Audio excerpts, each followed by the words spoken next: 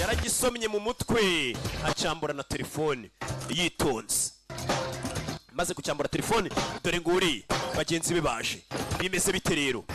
Abaje Bobo na mugenzi we. Kigorye. Do. Yewe. Usore ntagagize uyasa. Mu gihe bigeze mu gutabara abantu we ntago yitanga abantu bari kureba iki aragutimbura. Uri hehe? Nerekesha kuri ofisi ya mikoruje nungu nambuye telefone.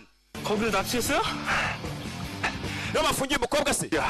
뭔 소리야? Oya bano ofisi y'uyu mugabo mikoruje nibo 진범은 bari hagati. 여기 성장. Washimusa umukobwa nibo bajyaga bagurishaho wa mwana w'umukobwa. Bivuze ngo mwana w'umukobwa kampani ya mikoruje yajyaga imuha amapasi y'abagabo babakire yajyaga imugurisha. Ati genda uryamane n'umugabo uri hano na hano gutya na gutya. Mwe nyine none se nta pasi y'ikigabo cy'igikire. Yesu ashimwe mw'abakobwa mwe ndabaramukije. Bano bararebye barumirwa.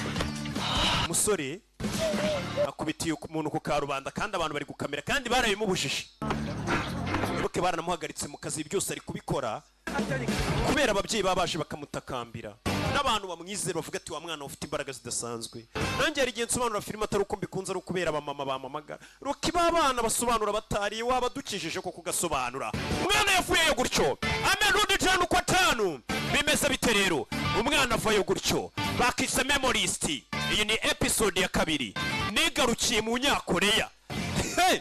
Nasa nambaye bajahe nanone ni Rock Entertainment bikazanye ubu nabazanye n'ikindi cyamari bakita Savimbi kize dufatanye twica amagini.